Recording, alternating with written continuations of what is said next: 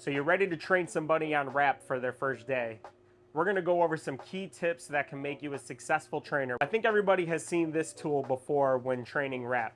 This could be a great tool to use if maybe we're doing a round robin drill, trying to have some fun, just working on speed and efficiency. But when someone's learning rap for their first time, ditch that and actually slice up a number 3, make it Mike's way. Let's invest into their training. They are definitely worth making one sub and letting them feel what a full sub feels like.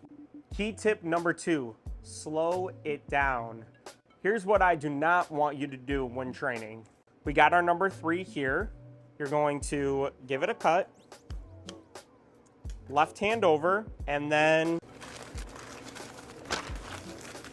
there you go. That's how you're gonna rap. Instead, what we need to do is to break it down into steps. So step 1, pulling our paper. We're gonna explain to them how many logos that they're pulling. About 4 logos. Maybe give yourself a little bit more paper in the beginning while learning rap is easier than leaving yourself with not enough. Up and away, turn with it, flip it down. A key tip when training each step is to make sure that they start from the top each time to start to memorize the process of learning the steps. So a lot of times I talk them through it as they're doing it, and then slowly I'm saying less and less until they fully memorize all of the steps. Grab the sub, place in the middle, fake cut. A lot of people struggle with the cut. Talk about making these the pressure points here that are going to be holding the sub together so it doesn't go flying on them.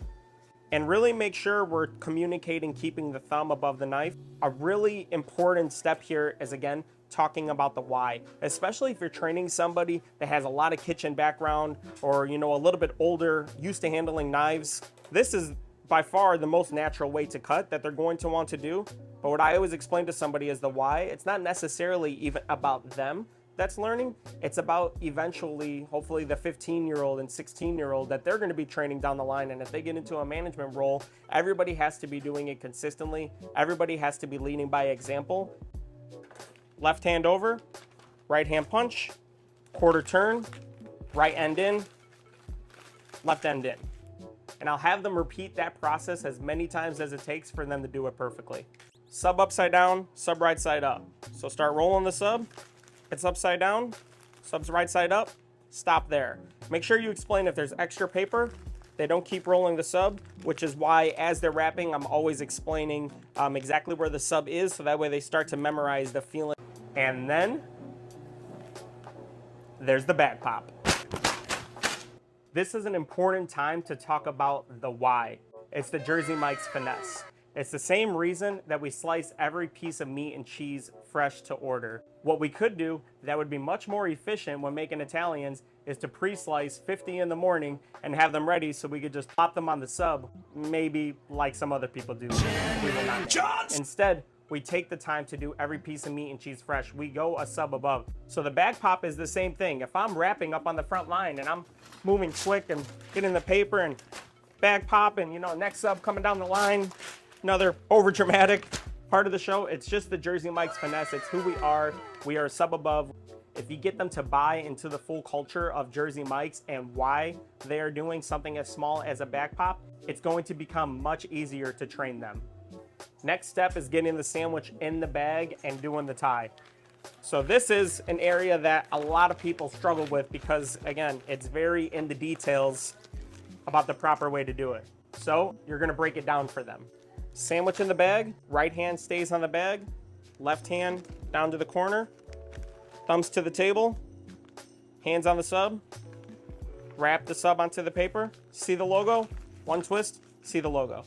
And the most important step of all, after they've gotten to this point, they have the steps memorized, they're getting comfortable with the movements, they're not gonna be as smooth or as fast as you when learning how to rap. But once they get the steps memorized, it's time to bring them up to the front line, do live reps with them. And again, the most important step is do not leave their side. Be next to them on sprinkle, have them rapping, make sure you're giving them confidence. Make sure that you are complimenting them when they're rapping correctly. If they're doing something slightly incorrectly, that's okay. Let them go ahead and do that. After the lunch rush, then we start to correct a little bit more. Now, if it's some crucial things, well, pop over, unwrap the sandwich for them and wrap it up. And again, talk through the steps. And if they're getting behind in the lunge rush, I'll have them rep one sub. I'll sprinkle and wrap a couple more subs here to talk them through it. And maybe I'll go over some tips that they need.